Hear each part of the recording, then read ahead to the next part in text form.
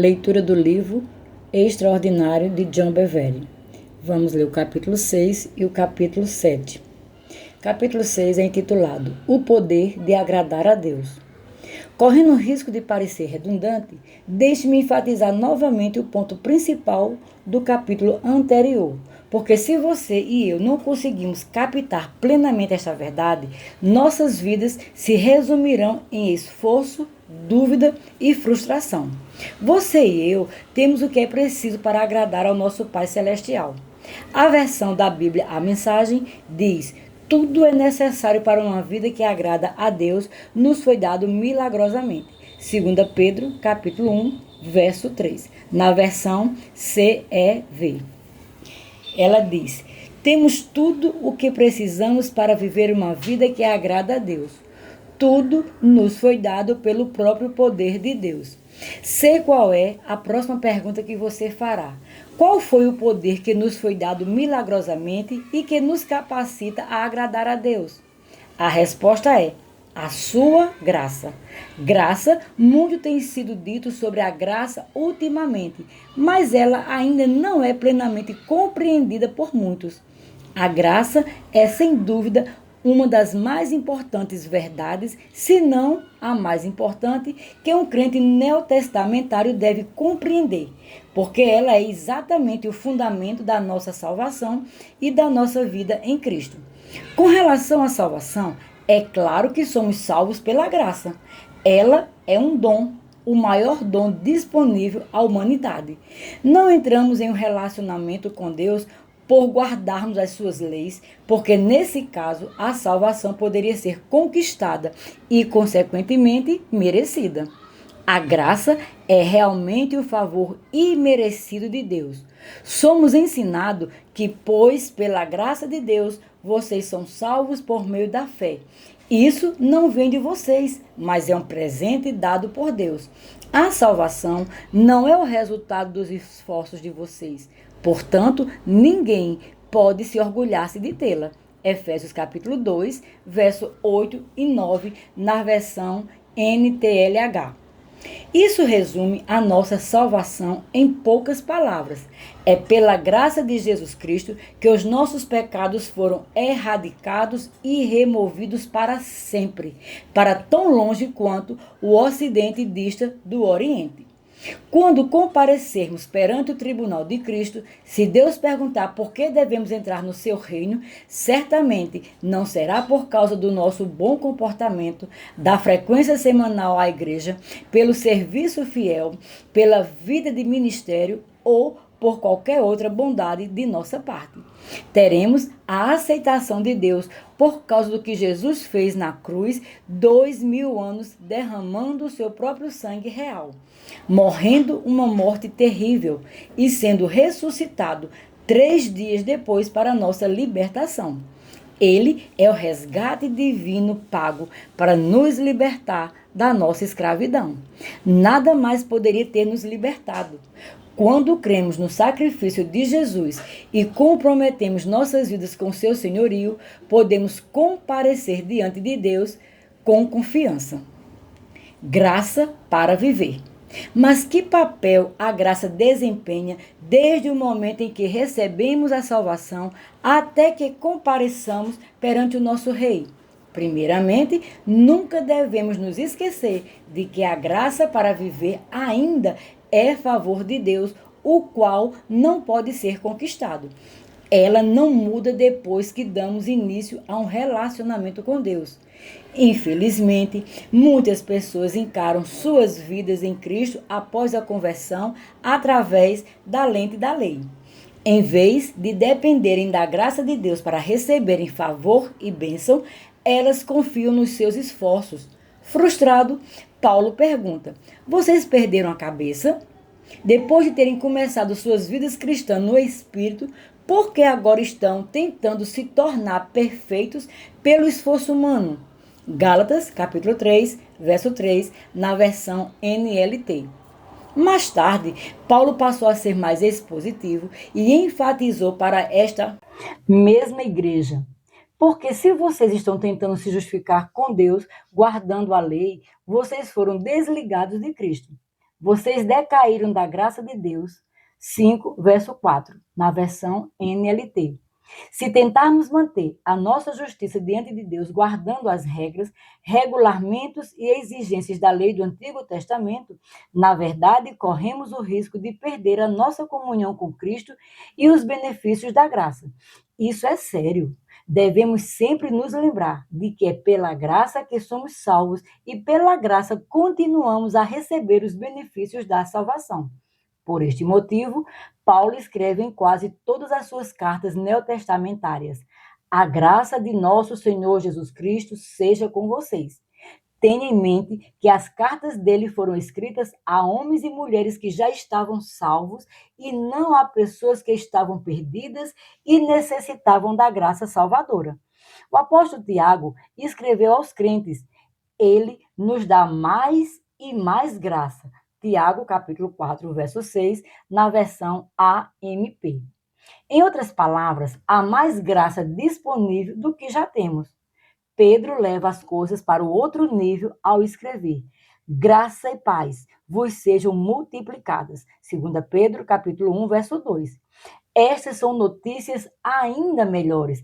A graça não apenas pode ser acrescentada às nossas vidas, como também pode ser multiplicada. Se os apóstolos desejavam e oravam ardentemente por mais graça, ela deve ser crucial para a nossa vida diária em Cristo também. Portanto, no que se refere à nossa vida em Cristo, não apenas somos salvos inicialmente pela graça, como também somos mantidos salvos por ela. Sei que muitos crentes têm dificuldade com o pensamento de que falharam tão gravemente depois de terem assumido um compromisso com Jesus Cristo que Deus pode ter tirado a salvação deles. Isso não é verdade. Aprendemos que, se confessarmos os nossos pecados, ele é fiel e justo para nos perdoar os pecados e nos purificar de toda injustiça. 1 João, capítulo 1, verso 9. Observe que o versículo não diz a maioria das injustiças. O sangue de Jesus purifica toda a injustiça. Ele nos perdoa e nos purifica de tudo que poderia nos manter fora da sua presença. Ele é fiel e justo para nos perdoar e nos purificar. Fiel significa todas as vezes. Justo significa que ele será sempre fiel à promessa da sua aliança. Ele nunca dirá: eu perdoo os outros pelos erros deles, mas a você não. Você ainda não está convencido? Você está pensando: pequei por vezes demais para ser perdoado. Esgotei a misericórdia de Deus? Não pense assim. As Escrituras dizem: rendei graças ao Senhor, porque Ele é bom, porque a sua misericórdia dura para sempre. Salmo 136, verso 1. A sua misericórdia continua eternamente e é inesgotável. Na verdade, a afirmação: a sua misericórdia dura para sempre é repetida 26 vezes somente neste salmo. Se você está lutando para entender a enormidade do perdão de Deus, saiba que não está sozinho. Até o apóstolo Pedro teve problemas em entender isso. De modo que um dia ele perguntou a Jesus: Senhor, até quantas vezes meu irmão pecará contra mim que eu lhe perdoe? Até 7 vezes? Mateus 18, 21. Pedro pensava que a sua suposição de perdoar 7 vezes fosse a magnânima, porque a lei do Antigo Testamento estipulava olho por olho. Vê Êxodo 21, verso 23 e 24. Pedro estava acostumado a ver as pessoas pagarem por seus erros, pecados e transgressões. A resposta de Jesus chocou. Não te digo que até 7 vezes, mas até 70 vezes 7. Mateus 18, 21. Isso soma 490 vezes. Entretanto, Jesus não estava querendo dizer que o perdão se limita a 490 vezes, porque no Evangelho de Lucas ele afirma: acautelai-vos. Se teu irmão pecar contra ti, repreende-o. Se ele se arrepender, perdoai-lhe. Se por 7 vezes no dia pecar contra ti, e 7 vezes vier ter contigo dizendo: estou arrependido, perdoa-lhe. Lucas 17, verso 3 e 4. Somos ordenados a perdoar todos os dias até 7 vezes. No entanto, se alguém pecar 7 vezes por dia por mais de 70 dias, ele ultrapassará as 490 vezes. Portanto, se fossem apenas 490 vezes que pudéssemos pecar e ser perdoado, então Jesus teria dito até 490 vezes no Evangelho de Lucas. Mas ele não disse. Ele disse 7 vezes por dia e não deu o assunto por encerrado aí. Então, se alguém pecar 7 vezes por dia em uma média de 80 anos de vida, o total seria 204.400 vezes. Isso ultrapassa em muito as 490 vezes. Jesus está transmitindo a ideia de que o nosso perdão não deve se esgotar. Por que ele deve ser inesgotável? Porque isso descreve o perdão de Deus para conosco e nossas ordens são: perdoe uns aos outros, assim como Deus, por meio de Cristo, perdoou vocês. Efésios 4, verso 32, na versão NTLH. Então, se de algum modo você sente que esgotou o perdão de Deus, você está dando ouvidos aos seus sentimentos ou a mentiras que não se alinham com a palavra de Deus. Se você peca, sente muito e se arrepende, então você está perdoado. Caso encerrado.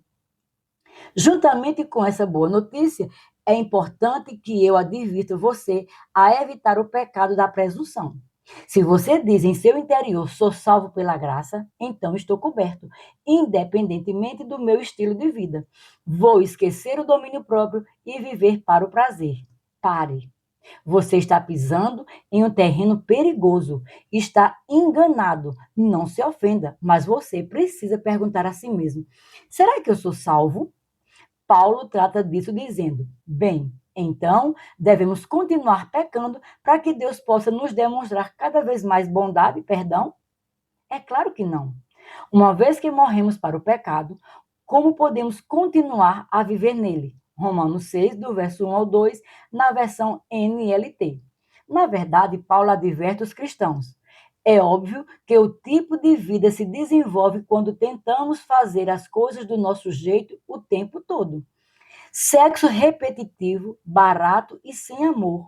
Um acúmulo mal cheiroso de lixo mental e emocional, uma busca frenética e sem alegria pela felicidade, competição sem misericórdia, desejos avassaladores, mas que nunca satisfazem, um temperamento brutal, impotência para amar e ser amado, lares divididos e vidas divididas, buscas mesquinhas e desequilibradas, o hábito cruel de despersonalizar todos, tornando-os rivais, vícios descontrolados e incontroláveis. Eu poderia continuar. Então, não é a primeira vez que advirto vocês.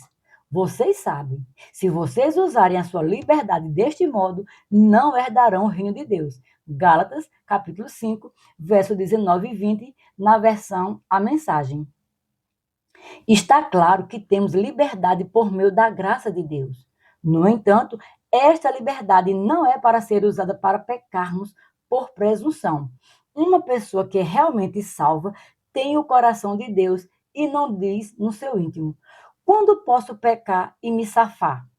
Ao contrário, um crente que realmente nasceu de novo diz: não desejo pecar, por isso fere o coração daquele que morreu por mim, assim como por aqueles a quem ele ama. Mas, novamente, se alguém pecar, não importa se for 7 vezes ao dia e realmente se arrepender, Deus perdoará. Muito além do perdão. Somos salvos e continuamos salvos pela graça. Que coisa maravilhosa! Entretanto, há muito mais. A graça vai muito além do perdão. A graça é o revestimento do poder de Deus. É assim que podemos viver com Cristo. Leia com atenção estas palavras. Aquele que afirma que permanece nele deve andar como ele andou. 1 João capítulo 2, verso 6, na versão NVI. Observe que o apóstolo não diz deveria, mas deve. Devemos andar como Jesus andou. Isso não é uma sugestão ou um objetivo. É o que Deus espera. A boa notícia é que Deus nunca dá ordem no Novo Testamento sem nos dar o poder para segui-la, de modo que podemos agir como Jesus através do poder da graça. Ouça o testemunho de Paulo sobre isso. Vós e Deus sois testemunhas de modo porque piedosa, justa e irrepreensivelmente procedemos em relação a vós outros que credes.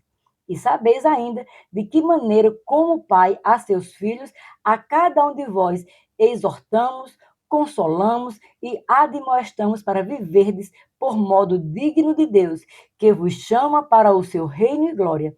1 Tessalonicenses, capítulo 2, do verso 10 ao 12.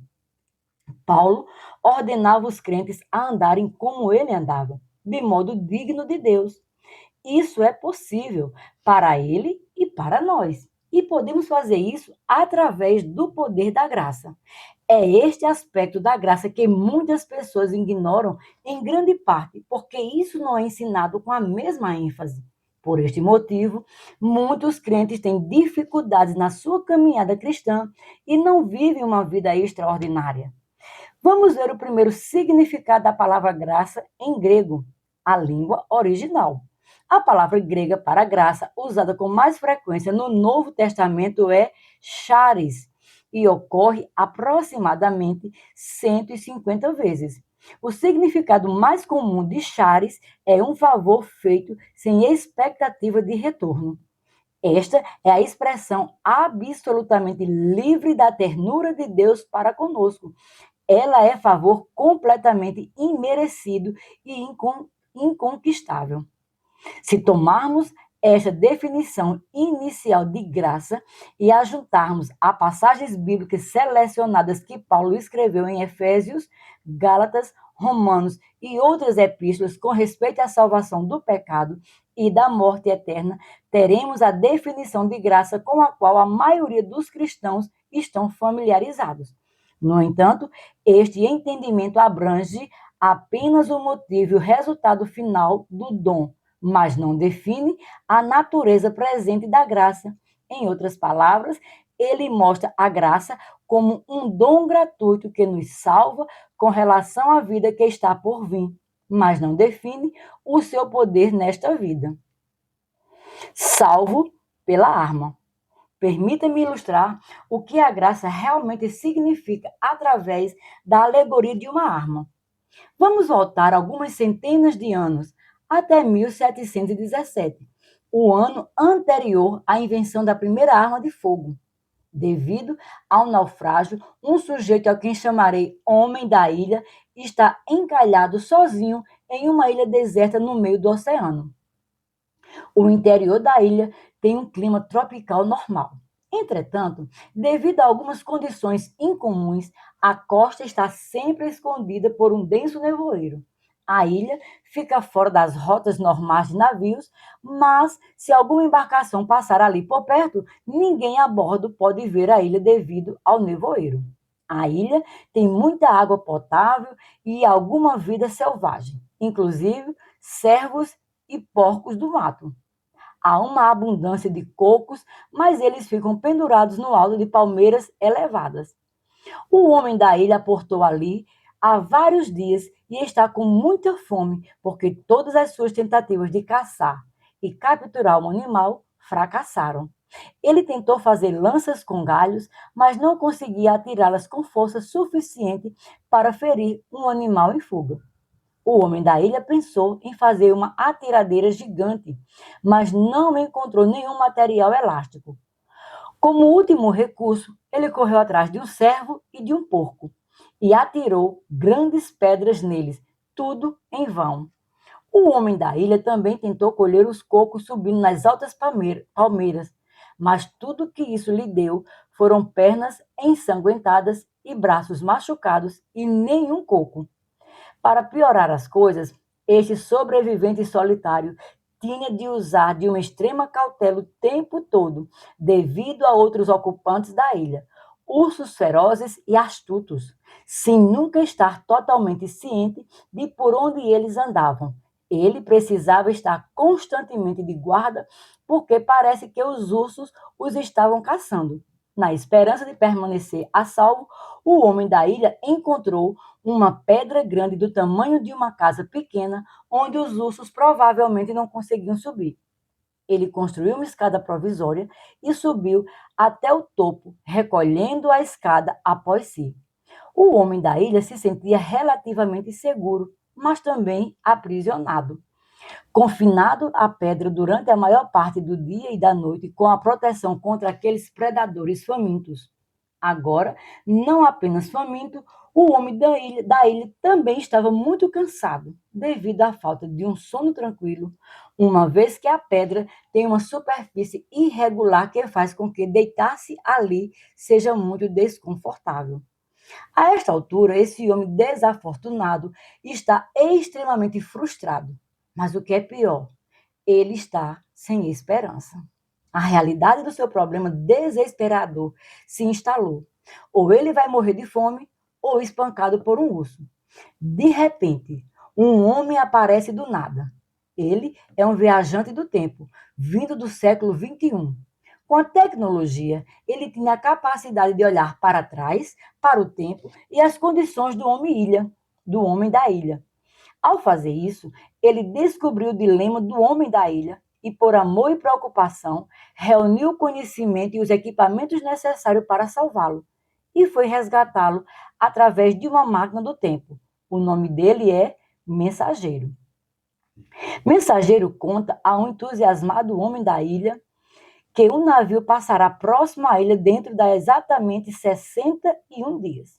Depois, ele informa ao homem que esta será a sua única chance de chegar em casa, porque Mensageiro olhou para trás no tempo e descobriu que décadas se passarão antes que outro navio passe próximo à ilha.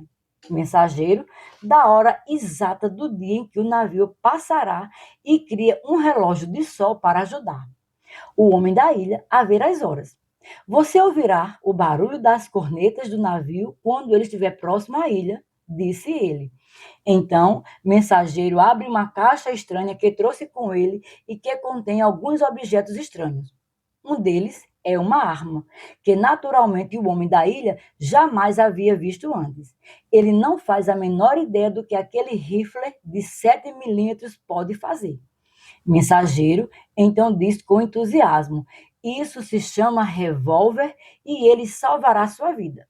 Depois de fazer uma pausa para ver se haveria alguma reação, ele continua: Quando a arma estiver carregada e você puxar esse gatilho, ele fará um barulho muito alto. Para demonstrar isso, Mensageiro procura na caixa e pega outro objeto estranho, uma bala. Carrega no tambor, aponta o cano para o céu e aperta o gatilho.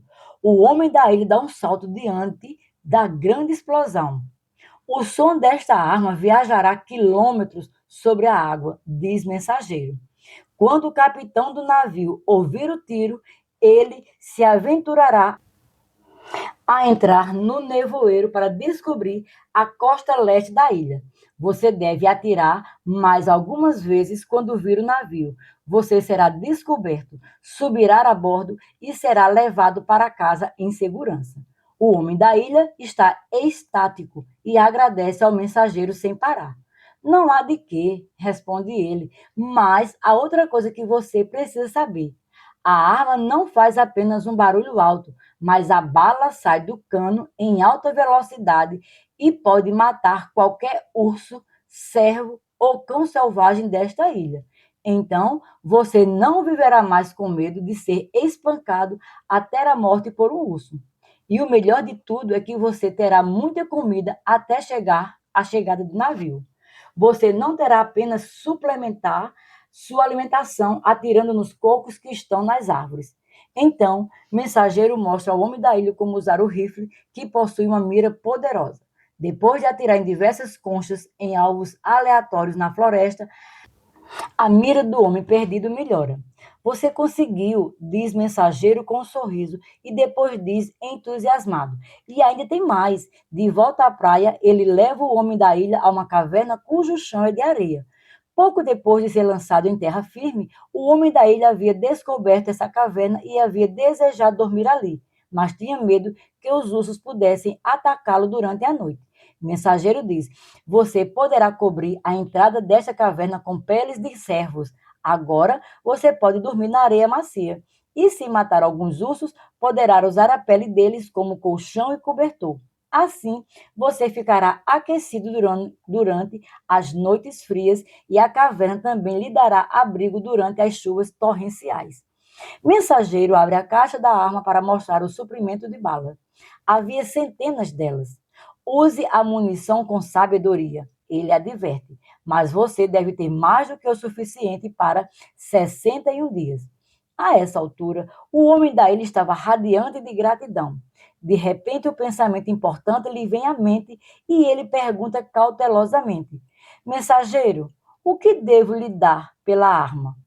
Com um sorriso, ele responde: sei que você não tem nenhum dinheiro, então você não pode comprá-la. E mesmo se tivesse, não foi por pagamento que fiz isso por você. Eu o vi através da máquina do tempo e quis ajudá-lo. A arma não está à venda. Pegue-a. Além disso, o meu patrão, um homem muito rico no meu mundo, que na verdade é o dono da máquina do tempo, deu-me este rifle para lhe dar. Tive a alegria de entregar-lhe este presente por ele.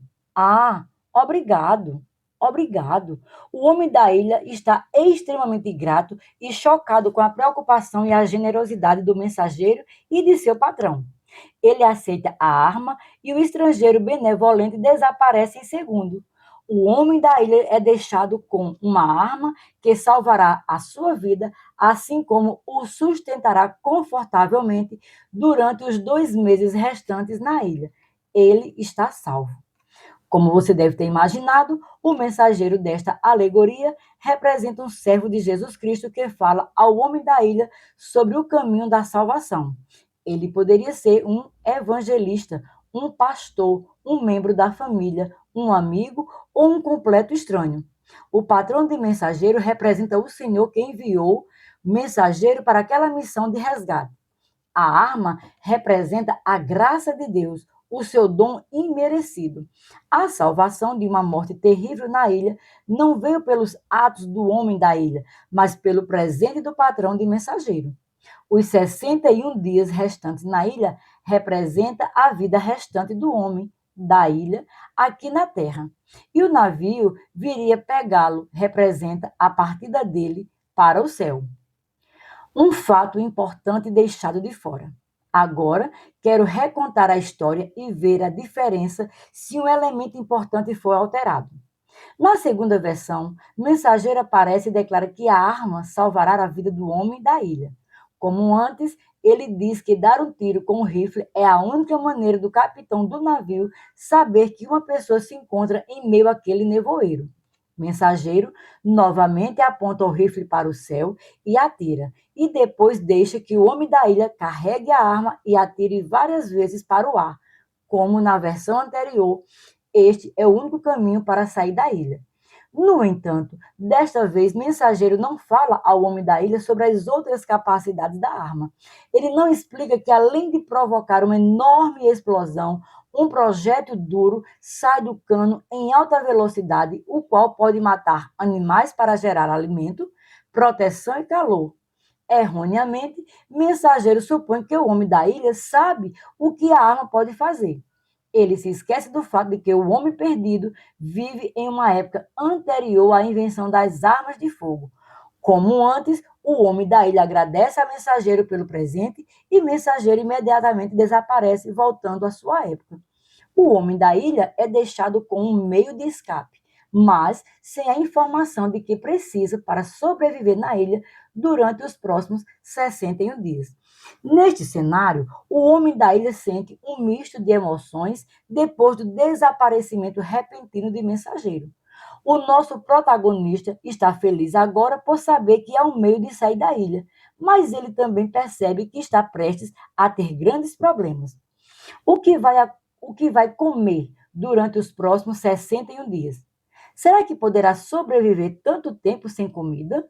O homem da ilha fracassou em todas as tentativas de matar apenas um dos animais. As chances são zero de que ele possa evitar morrer de inanição ou em virtude do ataque de um urso antes que os 61 dias expirem. E ele ainda não tem uma maneira de dormir bem à noite, nem tem proteção alguma contra as chuvas torrenciais ou contra as noites frias. Será que o homem da ilha vai conseguir sobreviver? Sua mente se enche de medo com relação à realidade de que ele talvez não dure até que o navio chegue dentro de 2 meses. A frustração novamente se instala. O homem da ilha ignora o potencial daquilo que está em suas mãos, como este homem que foi tão bondoso em prover uma maneira de escapar da ilha, poderia deixar de dar a informação necessária para que ele pudesse sobreviver durante o tempo em que lhe restava na ilha. Agora que observamos duas apresentações desta alegoria, o que quero provar? Muitos de nós aprendemos que a graça é um favor imerecido e que por ela recebemos a vida eterna no céu. No entanto, o que tem sido negligenciado em muitos círculos evangélicos é o entendimento de como a graça nos dá poder para vivermos extraordinariamente uma vida bem-sucedida que agrada a Deus antes da eternidade. O ponto principal é: não informamos o que a arma pode fazer antes da chegada do navio.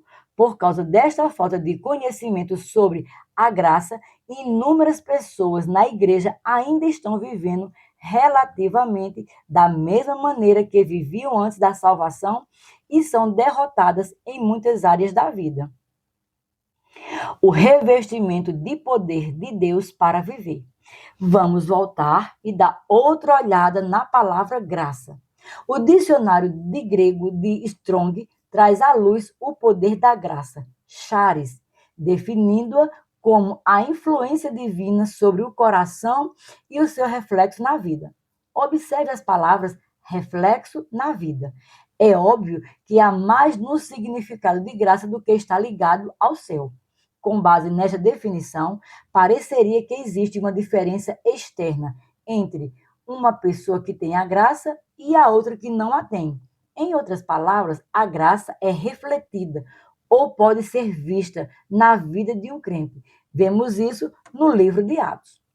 A notícia a respeito deles chegou aos ouvidos da igreja que estava em Jerusalém e enviaram Barnabé até Antioquia. Tendo ele chegado e vendo a graça de Deus, alegrou-se e exortava a todos a que, com firmeza de coração, permanecessem no Senhor. Atos 11, versos 22 e 23. Barnabé percebeu a evidência externa da graça de Deus na vida dos crentes que encontrou em Antioquia. A versão Nova Translation deixa isso ainda mais claro. Quando ele chegou e viu esta prova, a graça de Jesus Cristo foi derramada no coração deles e Barnabé pôde ver a prova disso, o reflexo externo.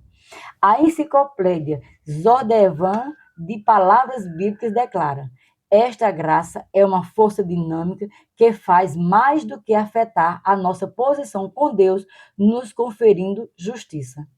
A graça afeta também a nossa experiência. A graça é marcada sempre pela obra capacitadora de Deus dentro de nós para vencer a nossa impotência. Essa definição certamente é apoiada por essa passagem do Novo Testamento. Portanto, já que estamos recebendo um reino inabalável, sejamos agradecidos e assim adoremos a Deus de modo aceitável. Hebreus capítulo 12, verso 28, na versão NVI. Está notavelmente claro que a graça nos dá o poder para servirmos a Deus de modo aceitável. A Bíblia amplificada vai além da palavra aceitável e afirma: portanto, ofereçamos a Deus um serviço agradável, o que era impossível na nossa própria força, uma vida aceitável e agradável a Deus, agora é possível, e a graça nos dá a capacitação para isso. Recebemos poder para vencer as nossas deficiências. A palavra grega usada em Hebreus, capítulo 12, verso 28, charis, é a mesma palavra que é encontrada em Efésios 2:8. Porque pela graça, charis, sois salvos, mediante a fé. E isso não vem de vós, é dom de Deus. Então, a mesma palavra grega usada no versículo que identifica mais claramente o nosso dom gratuito da salvação também e usada para mostrar que ela nos confere poder para vivermos uma vida que não apenas é aceitável, como também agradável a Deus. A graça não é apenas o favor de Deus que não pode ser merecido, mas também a presença de Deus que confere poder e que nos dá capacidade para fazer o que agrada a Ele. A graça nos dá a capacidade de ultrapassarmos a nossa própria capacidade. Ela nos dá a capacidade para vivermos extraordinariamente. Acho isso eletrizante. Deus não apenas nos resgatou, ele nos deu poder para podermos ser bem-sucedidos na vida aqui neste mundo. Ele não quis filhos que tivessem um título de justiça, mas não tivessem a capacidade para vencer os pecados e fraquezas que nos seduziram inicialmente. Na verdade, ele projetou a salvação para ser completa, vida triunfante neste mundo, assim como no mundo que está por vir. 5. Reflexões para uma jornada extraordinária. Você já se perguntou se decaiu da graça de Deus? Porque esta ideia é tão potencialmente errada e perigosa. Que parte da alegoria do mensageiro mais o ajudou a expandir sua compreensão da graça? Capítulo 7. Graça e verdade. O apóstolo Pedro apresenta um ponto de vista intencional na sua última epístola que fugiu à minha atenção por muito tempo. Eu havia lido a segunda carta de Pedro diversas vezes e nunca havia reparado a estratégia deliberada utilizada pelo apóstolo. Ouça o que ele diz. Por isso, sempre terei o cuidado de lembrar-lhes estas coisas, se bem que vocês já as sabem e estão solidamente firmados na verdade que receberam. 2 Pedro, capítulo 1, verso 12, na versão NVI. Observe a palavra lembrar-lhes. Pedro notou que seus leitores já haviam ouvido aquilo sobre o que ele estava escrevendo e estavam firmados na verdade. Mas ele pretendia continuar lembrando a eles. Então, ele diz novamente: considero importante, enquanto eu estiver no tabernáculo deste corpo, despertar a memória de vocês. Versículo 13, na versão NVI. Ele afirma que nunca vai parar de incomodá-los. E Pedro ainda não havia deixado de lado essa ideia de lembrar a eles. Eu me empenharei para que também depois da minha partida vocês sejam sempre capazes de lembrar-se destas coisas. Versículo 15, na versão NVI. Novamente, a palavra lembrar-se.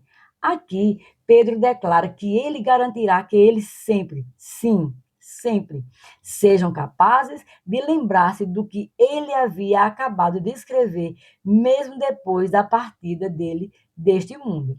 Na versão Nova Translation diz: trabalharei duro para deixar essas coisas claras para vocês. Naquele dia, tive uma maior compreensão da importância da palavra de Deus escrita. Parece que muitos sermões hoje em dia estão destituídos da revelação e da compreensão das Escrituras. Costumo encontrar inúmeros livros cristãos contemporâneos que contêm pouca percepção sobre a Bíblia. Quando leio escritos dos primeiros pais da igreja, vejo inúmeras referências à palavra de Deus escrita, centenas, às vezes até milhares de notas das escrituras entremeadas nos textos deles. Um dos primeiros pais da igreja, Clemente de Alexandria, viveu aproximadamente de 150 a 215 depois de Cristo. Ele foi um líder da igreja de Alexandria, no Egito, a cargo da Escola de Instruções de Novos Crentes. Josh McDowell indica um fato impressionante em seu livro Evidência que requer um veredito. Em seus escritos, Clemente fez 2.400 citações de todos os livros do Novo Testamento, com exceção de apenas 3, porque existe um tamanho contraste na ênfase nas escrituras entre os 2 primeiros séculos e hoje. Os primeiros pais da igreja sabiam a importância de sermos lembrados da palavra de Deus. Frequentei uma denominação religiosa por 19 anos da minha vida, que me ensinou a orar por pessoas mortas, a acender velas com a finalidade de tirar as pessoas do purgatório mais depressa, a acreditar que Maria era a pessoa a quem recorrer para termos uma resposta favorável de Jesus na oração e aceitar muitas das outras ideias estranhas não encontradas nas Escrituras. Enquanto frequentava essa igreja, sentia pena das pessoas que frequentavam outras denominações, porque nós tínhamos a verdade que faltava a elas. Se eu tivesse morrido durante aquele período, não teria ido para o céu, porque não entendia a salvação. Pouco depois de receber Jesus como meu Senhor, percebi que eu acreditava em muitas mentiras como se fossem verdade.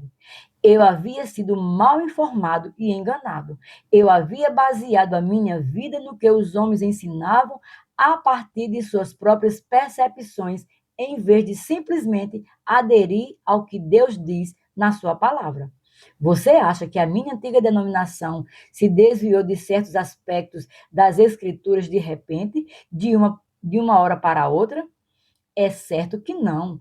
Todas as doutrinas criadas pelos homens geralmente começam com um desvio gradual que finalmente termina longe da verdade.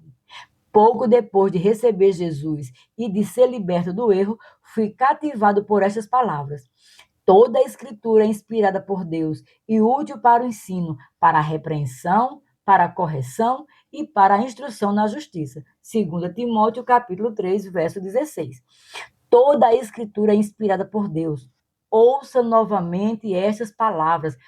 Toda a Escritura, não alguns pensamentos da Escritura, não alguns pontos da Escritura, mas toda a Escritura é inspirada por Deus.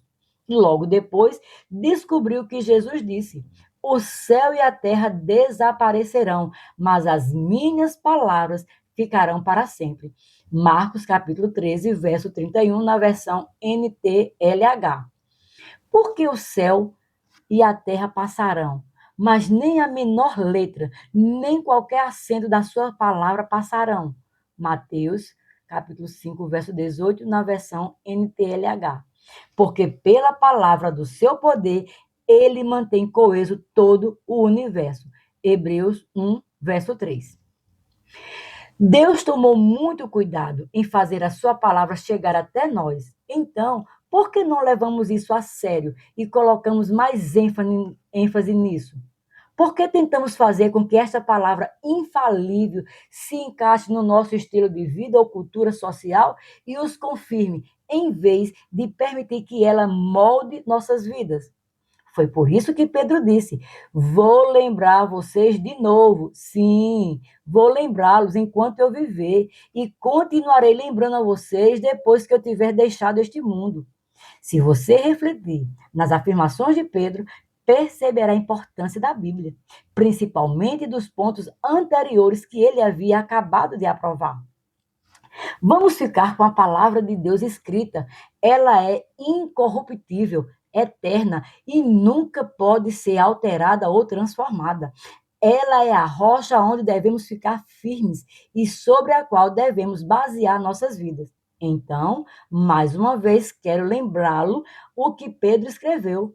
Já citei essas palavras, mas o mais interessante é que elas são palavras específicas que ele nunca parava de lembrar aos primeiros cristãos. Então, vamos prestar muita atenção.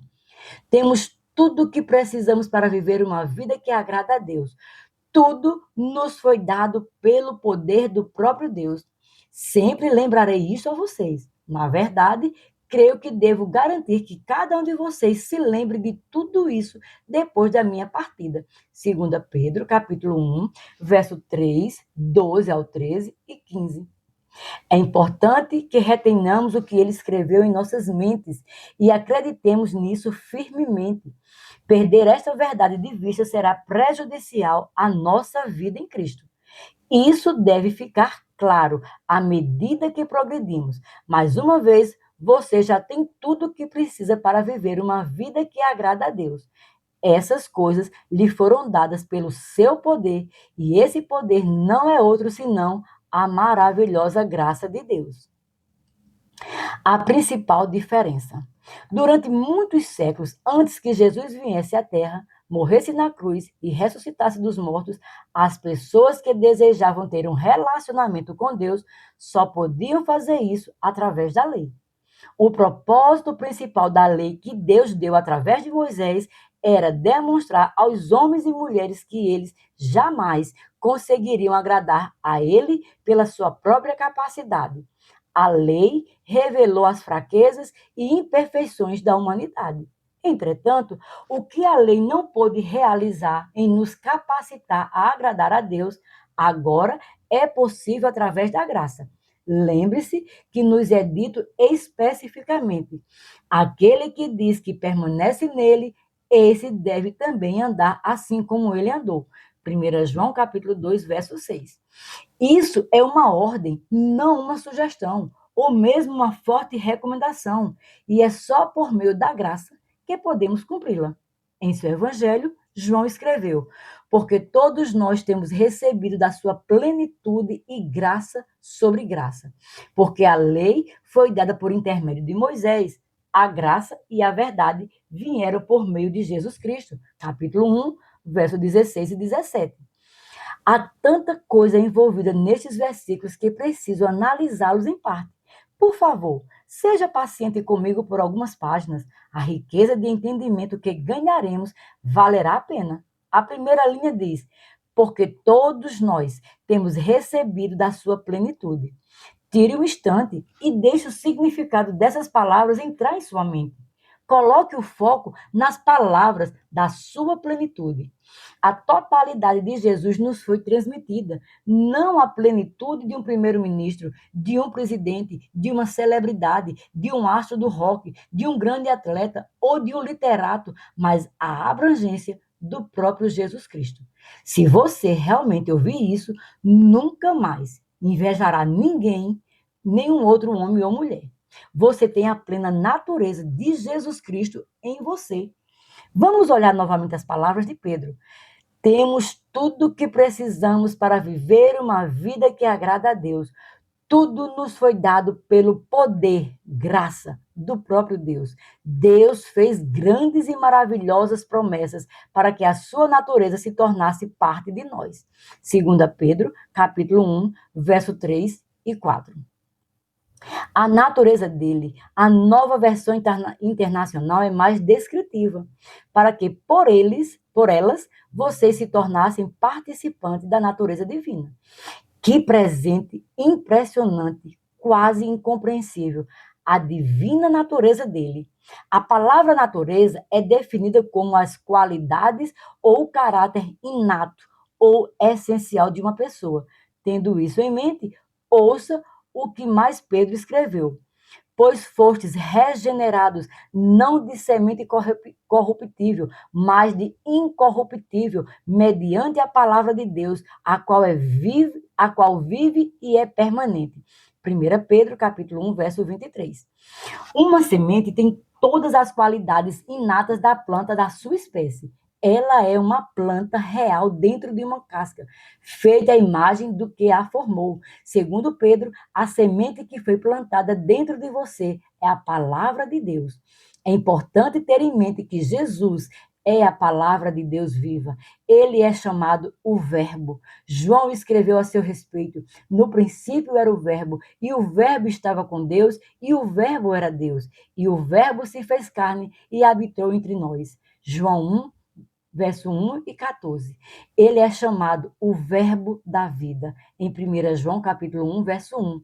Então, novamente, o escritor de Hebreus afirma: porque a palavra de Deus é cheia de poder vivo, ela é mais cortante do que qualquer espada afiada e penetra até o ponto de atingir os nossos pensamentos e desejos mais íntimos. Ela expõe aquilo que realmente somos. Nada em toda a criação pode ocultar-se dele. Todas as coisas estão descobertas e patentes aos seus olhos. Este é o Deus a quem teremos de explicar tudo o que fizemos. Capítulo 4, verso 12 ao 13, na versão NLT. Se você escrevesse esses versículos em uma aula de português, seu professor diria que estava errado. A maneira correta de escrever seria: porque a palavra de Deus, todas as coisas estão descobertas e patentes aos olhos da palavra, e não aos seus olhos, aos olhos de Deus. No entanto, esta definitivamente não é a forma como está escrito. A Escritura diz especificamente seus olhos. Jesus é a palavra viva de Deus, a semente que foi plantada em você, através da qual você foi recriado. Não é outra senão o próprio Cristo. Essa semente é realmente incorruptível. Estamos em Cristo, Ele está em nós e temos a plenitude da sua natureza. A semente plantada em nós, quando nascemos de novo, e tudo que faz de Cristo quem Ele é. Que tremendo! Neste mundo, temos a abrangência da sua natureza. Será que a realidade desta verdade já atingiu você? João coloca as coisas deste modo. Segundo ele é, também nós somos neste mundo. 1 João capítulo 4, verso 17. Muitos crentes pensam que algum dia no céu seremos como ele é. Mas que por enquanto na terra somos pecadores que se esforçam e que simplesmente foram perdoados. Esta é uma mentira gigantesca que mantém as pessoas cativas e anula o poder da graça em suas vidas. Por mais impressionante que essa realidade seja, ela faz muito sentido. A Bíblia nos diz que somos descendência dele. Amados, agora somos filhos de Deus. 1 João 3,2. Não no futuro, mas agora. Se agora nascemos de Deus, se somos agora seus filhos ou sua descendência, então está claro que agora temos suas qualidades essenciais. Assim como um cavalo não pode dar à luz um verme ou um leão dar à luz a uma doninha, nós não podemos possuir qualidades inatas inferiores se nascemos do próprio Deus. A constituição dele agora faz parte de nós, mas as coisas ficam ainda melhores. Se o permitirmos, ele vive através de nós.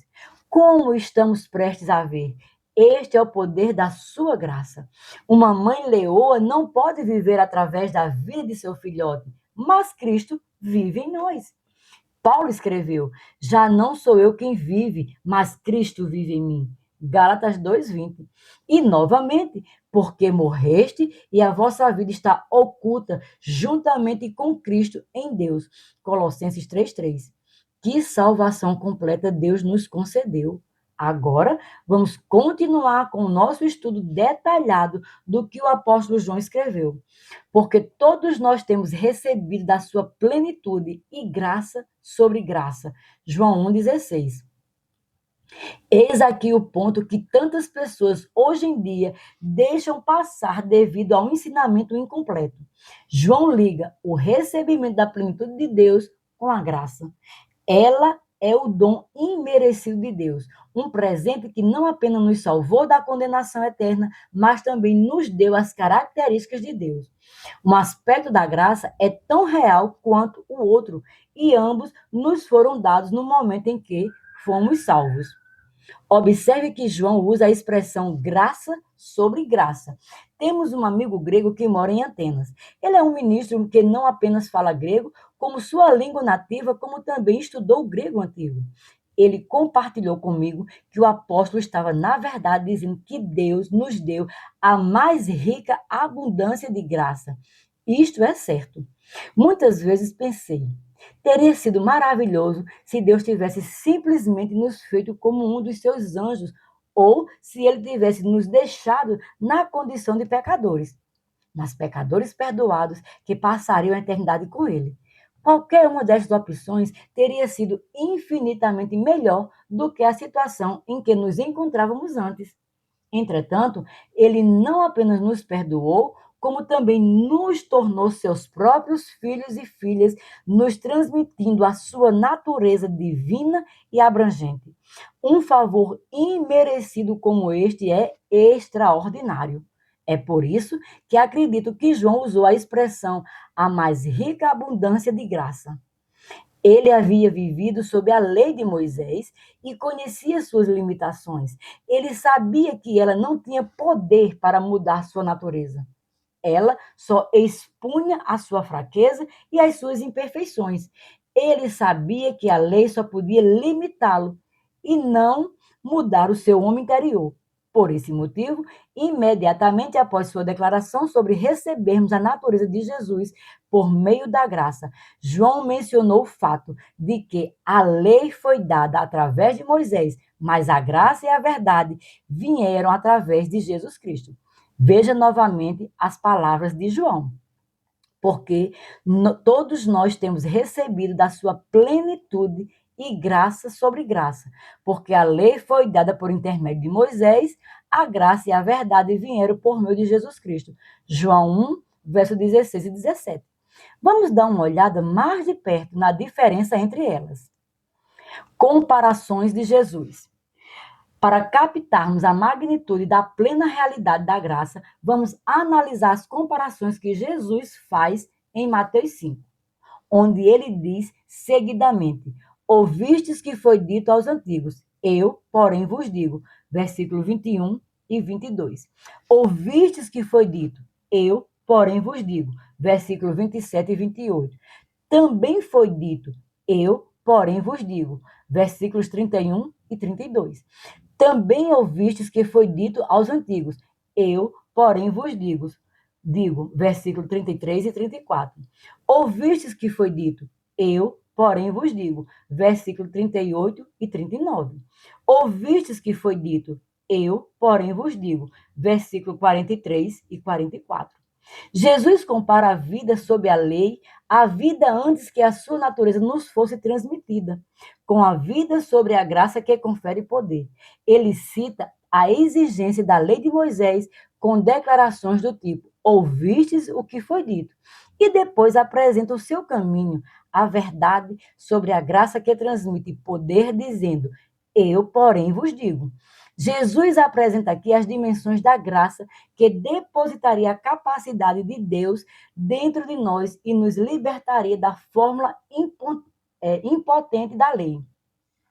Uma era uma restrição externa, ao passo que a outra era o reflexo de uma transformação interna.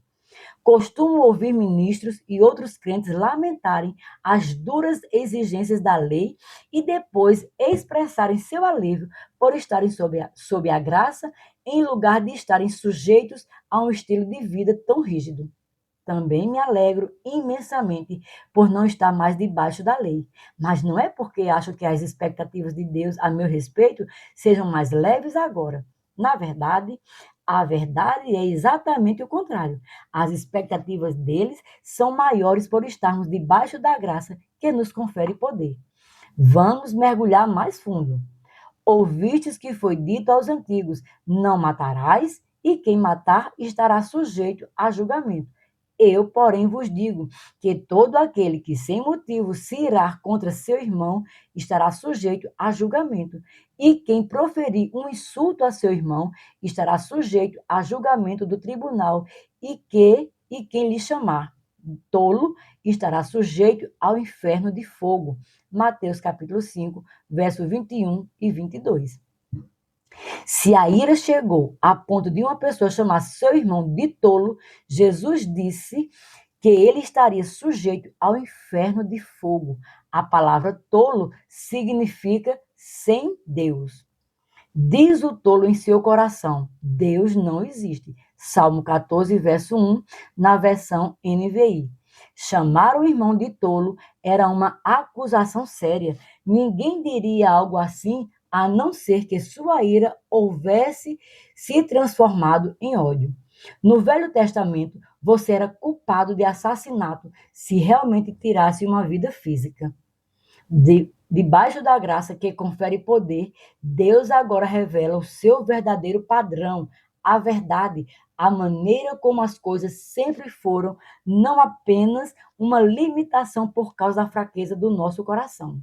Deus revela que ele iguala o ódio ao seu irmão a um assassinato. Este mesmo pensamento encontra em 1 João capítulo 3, verso 15. Todo aquele que odeia seu irmão é assassino. Ora, vós sabeis que todo assassino não tem a vida eterna permanente em si. Para falar mais claro, debaixo da lei você tinha de enfiar uma faca em alguém para ser considerado um assassino. Agora, no tempo do Novo Testamento, quando temos a graça que nos confere poder, se você se recusar a perdoar ou a abrigar um enorme preconceito ou qualquer outra forma de ódio, isto é evidência de que a vida eterna de Deus ou a graça não habita em você. Você é um assassino. Esta é a verdade. Muitas pessoas na igreja hoje encaram a graça como a grande cobertura, por causa da maneira como ela tem sido ensinada e mal entendida. O que eu quero dizer com a grande cobertura? Você já ouviu alguém dizer: sei que não estou vivendo como deveria, mas graças a Deus por sua graça? Isso é completamente oposto ao que o Novo Testamento ensina sobre a graça. Sim, a graça nos cobre, mas além disso, ela é a influência divina em nosso coração, com o reflexo do seu poder em nossas vidas. Ela nos dá a capacidade de vivermos na verdade. Então, eu pergunto: Jesus está descrevendo a graça como a grande cobertura ou ele está revelando como o poder da sua natureza que nos capacita a vivermos uma vida que agrada a Deus Pai? Vamos examinar outra comparação. Ouvistes que foi dito: não adulterarás. Eu, porém, vos digo: qualquer que olhar para uma mulher com intenção impura no coração, já adulterou com ela. Mateus capítulo 5, versos 27 e 28. Sob a lei do Antigo Testamento, um juízo de culpa era dado se um ato real de adultério fosse cometido fisicamente, mas segundo os ensinamentos de Jesus Cristo no Novo Testamento, um homem é identificado como adúltero se ele simplesmente olhar para outra mulher e quiser fazer sexo com ela. Trocando em miúdos, debaixo da lei, você tinha de cometer o ato. Sobre a graça da nova aliança, tudo o que você precisa fazer é desejar cometê-lo. Será que este significado mais rígido de adultério se encaixa no que tem nos sido ensinado e vivido com relação à graça nos dias de hoje?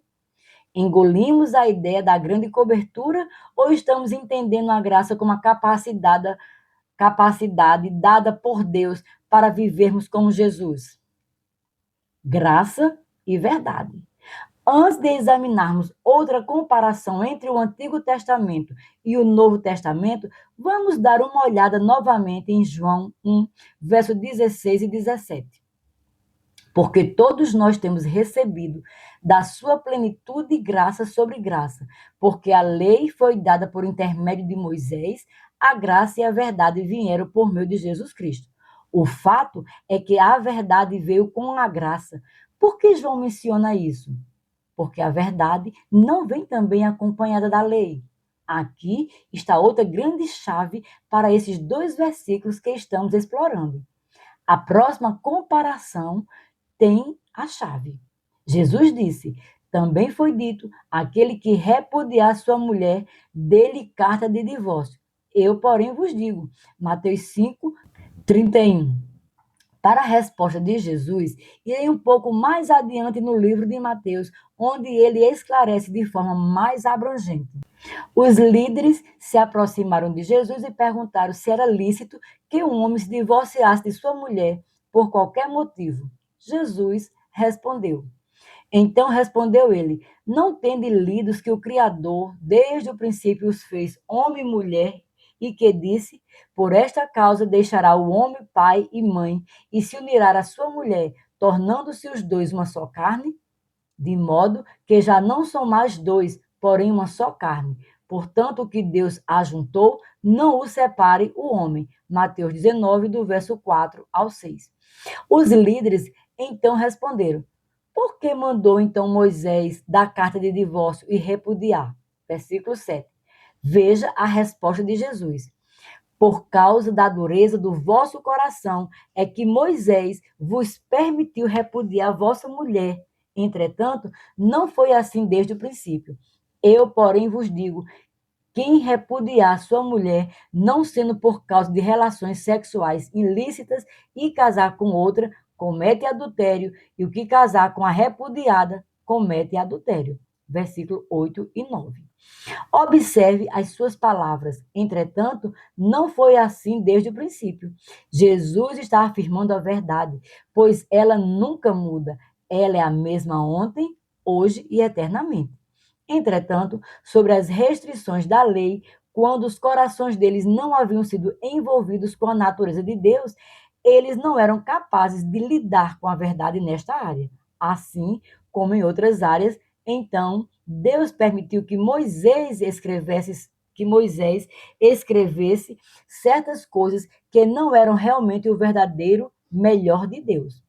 No entanto, quando a graça veio, quando a natureza divina de Deus foi livremente transmitida a nós, quando os corações endurecidos foram substituídos pela semente das características inerentes a Deus, agora temos a capacidade de viver como ele pretendia que a humanidade vivesse desde o princípio, extraordinariamente. Agora podemos viver esta vida como filhos e filhas de Deus, a sua imagem, a sua semelhança, possuindo a sua capacidade através da graça. Portanto, sob a lei, você podia se divorciar de sua esposa por motivos outros além da imoralidade sexual. Entretanto, sob a graça, a verdade do desejo de Deus, desde o princípio, é novamente uma realidade. A graça e a verdade se encontraram. Salmo 85, verso 10.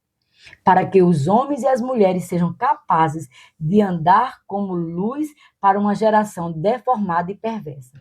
Temos a natureza de Deus dentro de nós. Podemos andar de uma maneira que seja agradável a Ele. Juramentos substituídos por integridade. A seguinte comparação esclarece ainda mais a união da graça com a verdade. Jesus declara: vocês também ouviram que a lei de Moisés disse: não quebrem os seus votos. Vocês devem cumprir com juramentos que fizeram diante do Senhor. Eu, porém, digo: não jurem de modo algum. Digam um simples sim ou não. A palavra de vocês basta. Fortalecer a promessa de vocês com um juramento demonstra que alguma coisa está errada. Mateus 5, 33 e 34 e o 37 na versão NLT. Debaixo da lei, alguém demonstrava que pretendia fazer o que havia dito quando fazia um voto ou um juramento. Outra vez, Deus fez Moisés escrever isso porque os homens e as mulheres não tinham a natureza de Jesus Cristo neles e seu coração era duro. Então, mais uma vez foram legisladas restrições através da lei, neste caso, para diferenciar um compromisso sério de um compromisso não sério. No entanto, sob a graça, agora que temos a natureza de Jesus Cristo, somos capazes de viver na verdade em todo o tempo. Agora temos a integridade inata em nosso próprio ser. Agora somos capazes de ser homens e mulheres que são semelhantes a Deus, capazes de dizer o que queremos dizer e de falar seriamente e de agirmos de acordo com a integridade da nossa palavra, pois os nossos corações foram renovados e purificados pela semente incorruptível da sua natureza. É por isso que somos instruídos, sede, pois, imitadores como filhos amados. Efésios 5, 1. Uma pessoa que não vive em integridade está vivendo em oposição à natureza de Deus dentro dela. Porque alguém que recebeu uma graça tão impressionante iria querer viver de forma divergente ao caráter de Deus. Se uma pessoa exibe constantemente falta de integridade, é questionável, na verdade, até duvidoso, se essa pessoa realmente foi salva pela graça, pois o seu fruto demonstra que ela não possui a natureza de Deus. Jesus deixa isso claro dizendo: a maneira de identificar uma árvore ou uma pessoa é pelo tipo de fruto que é produzido. Mateus capítulo 7, verso 20, na versão NLT. É assim que identificamos alguém que é realmente salvo pela graça. Deixe-me agora falar da última comparação que Jesus faz neste capítulo.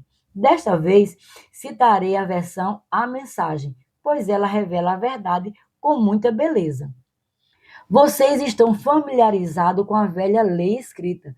Ame o seu amigo e a parte que não foi escrita, odeie o seu inimigo. Estou desafiando esta afirmação. Eu lhes digo que ame os seus inimigos, deixem que eles tragam à tona o que há de melhor em vocês, e não o pior. Quando alguém lhe criar problemas, reajam com a energia da oração, porque então vocês estarão agindo com base no seu verdadeiro ser, o ser que foi criado por Deus. É isso que Deus faz. Ele dá o seu melhor, o sol para aquecer e a chuva para alimentar, a todos, tanto aos bons quanto aos maus, tanto aos justos quanto aos injustos. Mateus 5, do verso 43 ao 45, na mensagem.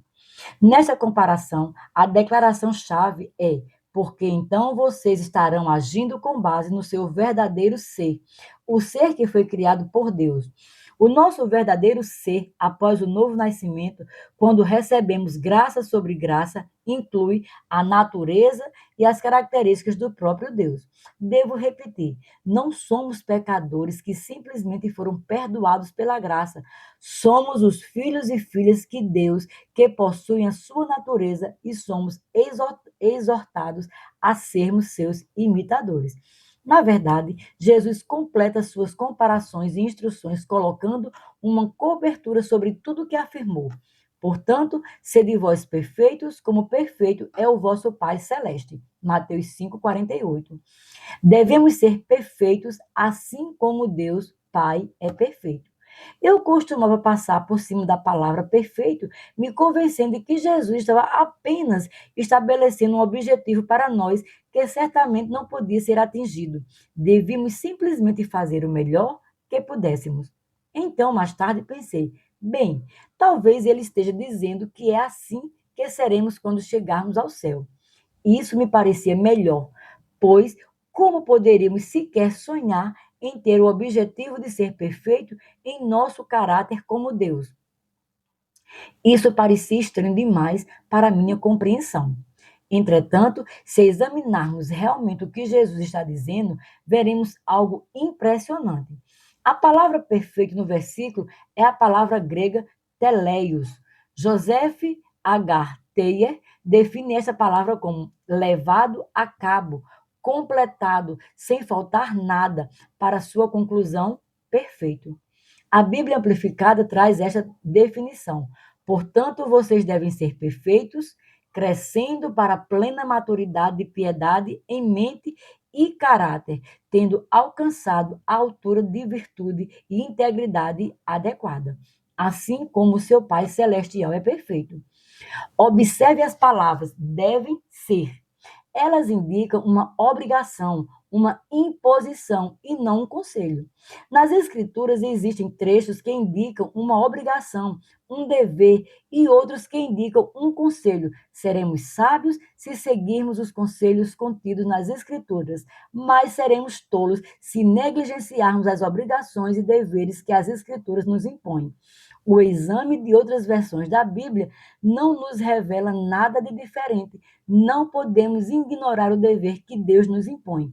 Repito, não é uma sugestão ou uma recomendação, é uma ordem. É por isso que Paulo escreveu: pois Deus revelou a sua graça para dar a salvação a todos. Essa graça nos ensina a abandonarmos a descrença e as paixões mundanas e a vivermos neste mundo uma vida prudente, correta e dedicada a Deus. Tito, capítulo 2, verso 11 e 2, na versão NTLH. A graça não apenas nos instrui, como também nos transmite poder para vivermos acima do nosso potencial humano, extraordinariamente. Nascemos de novo, somos pessoas novas em folha, somos filhos e filhas de Deus. Por que estamos errando o alvo?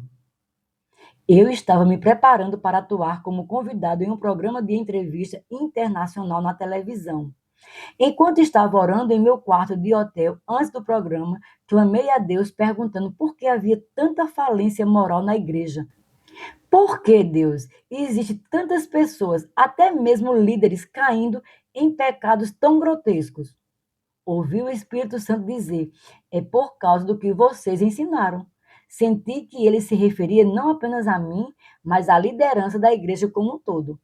Ele prosseguiu, mostrando-me que palavras são sementes, e sementes sempre produzem segundo a sua espécie. Esta é uma lei óbvia. Se você plantar uma semente de maçã, você não vai ter um pé de algodão. A semente produzirá segundo a sua própria natureza. Se ensinarmos e pregarmos mensagens contrárias à palavra de Deus, tais como dizer às pessoas: não somos diferentes dos pecadores, apenas somos perdoados, elas não terão a capacidade de andar no poder da natureza de Deus, o poder da graça.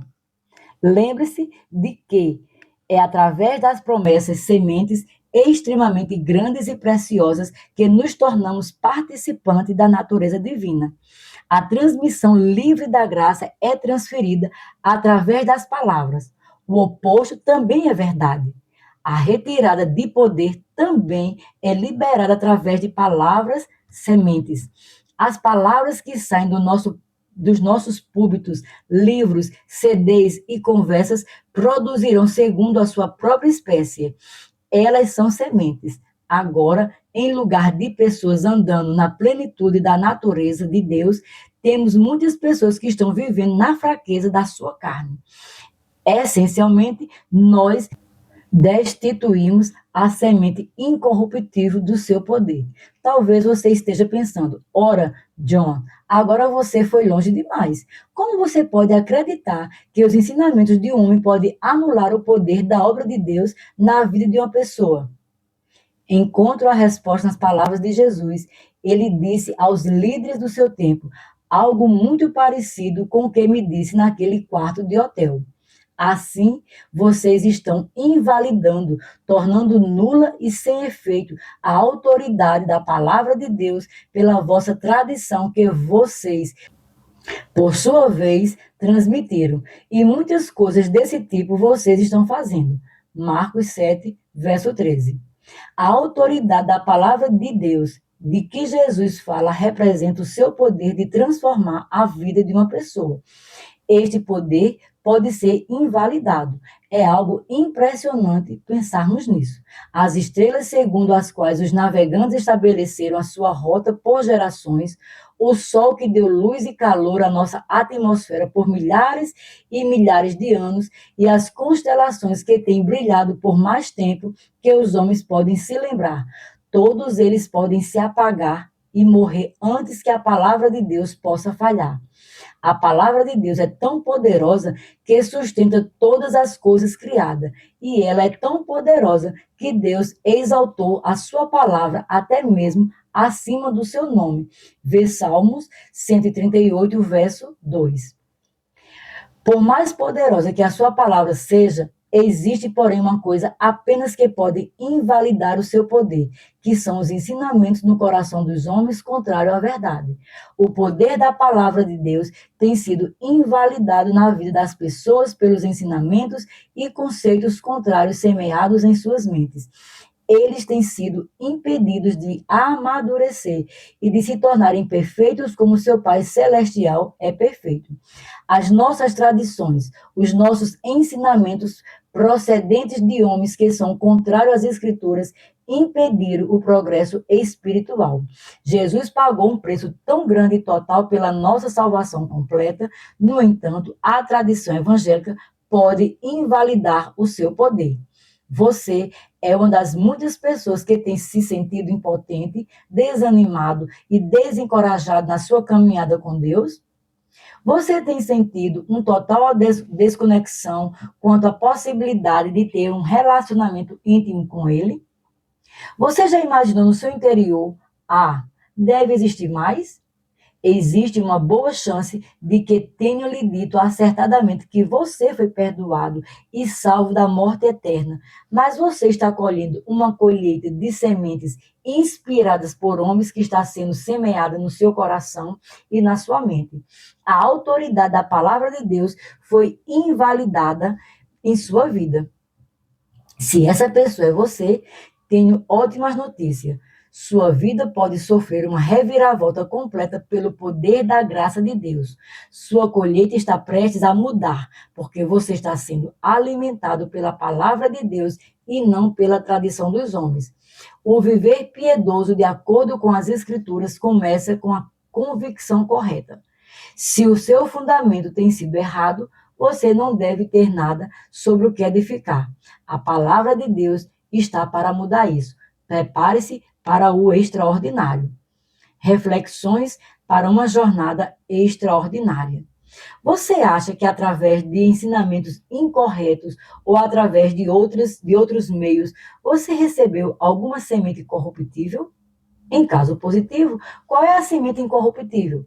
A palavra de Deus, que precisa substituir a má semente? O que você pode fazer de agora em diante para ter certeza de que sua vida seja cheia cada vez mais de boas sementes? Aqui encerramos o capítulo 7.